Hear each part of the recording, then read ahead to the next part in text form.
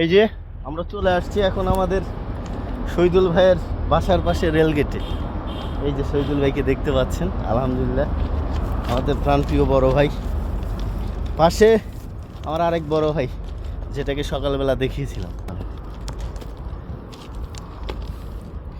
আমরা আজকে আসছি হচ্ছে মূলত আমাদের কলিগ এবং বন্ধু শহীদুল ভাই তার বাসায় একটা প্রোগ্রাম ছিল, সেখানে আসার পরে খাওয়া দাওয়া শেষ করলাম। শেষ করার পরে এই যে আমরা এখন হাঁটতেছি। মূলত এটা হচ্ছে গাজীপুর নরসিংদীর পাশেই মূলগাঁও নাম, গ্রামের নামটা হচ্ছে মূলগাঁও, যেখানে আপনারা দেখতে পাচ্ছেন বিস্তীর্ণ রেল লাইন। এটার পাশেই আমাদের কলিগের বাসা। তো এইখানে আমরা আসছি, দেখতে পাচ্ছেন আমি এখন রেল লাইন থেকে নিচে যাচ্ছি। এখন নরসিংদী রেল লাইন কিন্তু অনেকটা হাই, মোর দেন লোয়ার এরিয়া। সো আমি এখন নিচে নামছি, একটা বাগানের মধ্যে আমরা যাব। এই সাবধান, ভাঙ্গা ব্রিজ।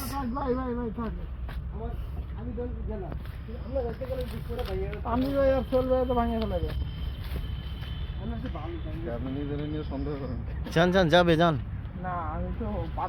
আচ্ছা আমি আমি আমি যাচ্ছি, প্রথমে আমি যাই। দেখবেন পরে আপনি গেছেন আর কেউ যায় না। হ্যাঁ আমি আমি আসলে বাকি যে দূর ভালো আছে দূর উড়ালেন।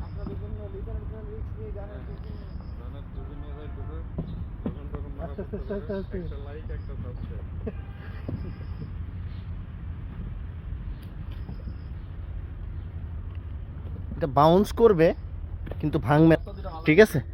বাউন্স করবে কিন্তু ভাঙবে না। একজন না না না, বাউন্স করবে, সেটা বাসটা বাউন্স করতেছে কিন্তু বাসটা ভাঙবে না। 75 কেজি, এর চেয়ে আর কত? হ্যাঁ, আপনি ওইখানে দাঁড়ায় যদি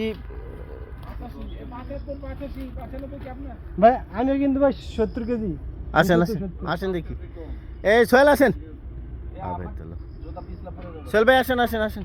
পিছলা নাই রে, পাশ পিছলা। এমনি এমনি দাঁড়াবো, আসেন আসেন না, পরিবেশটা সুন্দর দেখেন, পরিবেশটা কত সুন্দর। আসেন, এই যে আমার দেখেন সোহেল ভাই আসতেছে। সোহেল ভাই, হ্যাঁ কমন ম্যান কমন, আমাকে মাঝে মাঝে দেখে আসেন আসেন আসেন, চলে আসেন, সমস্যা নেই। হ্যাঁ যাবো, আসেন এখানে ঘোরার পর। এই যে সোহেলের অনুভূতিটা দেখেছি হ্যাঁ গুড, ভাঙবে না, এটা নিশ্চিত থাকেন, কারণ এখানে যে মানুষ চলাচল করছে এটা তার প্রমাণ।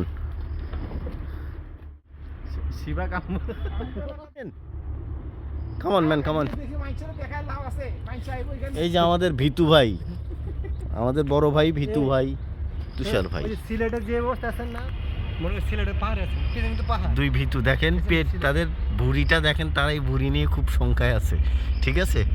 যে আসলে তারা মনে হচ্ছে যে এটা ভেঙে যেতে পারে, কিন্তু আসলে আমরা কিন্তু চলে আসছি। আমরা প্রায় 75 কেজি ওয়েট। আমার পিছনে আরেকজন আছে। একটা বিষয় শেয়ার করি, আমি যেখানে আছি সেটা হলো, আপনারা দেখতে পাচ্ছেন, এটা হচ্ছে একটা সুন্দর প্লেস, না আসলে আসলে মিস করবেন। সোহেল ভাই আছেন তো? এটা আসলে একটা, যদি কারো আপনার, আমি বলবো যে মনে যদি কষ্ট থাকে, স্যাড থাকেন, বা কোনো ইমোশনাল যদি কোনো কাজ করে, আপনি এখানে আসবেন, বসবেন, দেখবেন যে আপনার ভালো লাগবে পরিবেশটা। আমি আপনাকে একটু দেখাই, সামনে আরও দেখাবো। তো যেটা বলতেছিলাম যে নরসিংদীর যেই ঘোড়াশাল, এই ঘোড়াশালের একটা ইতিহাস আছে, সেই ইতিহাসটা আমি একটু বলতে চাচ্ছি। সেটা হলো, ঘোড়াশালের যেই জমিদার ছিল, সেই জমিদারের নাম ছিল গোলাম মোহাম্মদ, মেবি বা ডিফারেন্স কিছু হতে পারে। তো এই গোলাম মোহাম্মদ দিল্লির দরবারে তৎকালীন সময়ে একটা সমস্যা চলতেছিল, তো তাকে আসলে ডাকা হয় যে গোলাম মোহাম্মদ সাহেব, আপনি আসেন, এই সমস্যাটা সেটা হচ্ছে মেবি আপনার গাজীপুরের অন্য আরেকটা স্লটের জমিদারকে নিয়ে। তো দিল্লির যেই প্রধান ছিল উনি আসলে এই ঘোড়াশালের জমিদার, তখন এই গাজীপুরের সেই জমিদারের সাথে সমস্যাটা সমাধান করে দেয়। দেওয়ার পরে দিল্লির জমিদার তাকে উপহার স্বরূপ একটা হর্ষ উপহার দেন, পাশাপাশি একটা শাল। তো এলাকার মানুষজন যখন জানতে পারে যে আমাদের নরসিংদীর জমিদার দিল্লি থেকে উপহার পেয়েছে, সেটা খুবই একটা দামি শক্তিশালী ঘোড়া এবং একটা শাল, তখন তারা দলে দলে এই এলাকাতে আসতে চায় যে কী উপহার পাইছে দেখার জন্য। তো যখন তারা আসে দেখে, তো পথে মধ্যে যেই জিজ্ঞাসা করে যে তোমরা কোথায় যাচ্ছ, তখন তারা বলে যে ঘোড়া আর শাল দেখতে জমিদারের। কোথায়? অমুক এলাকায়। তো এই যে মানুষের মুখে মুখে চলে আসে যে ঘোড়া আর শাল দেখতে যাচ্ছে, এটা থেকেই শুরু হয় আসলে ঘোড়া শালের নামকরণটা। ভুল বেশি কম বেশি হতেও পারে, মূলত এটাই ইস্যু আর কি। আমি জাস্ট আপনাদের সাথে শেয়ার করলাম।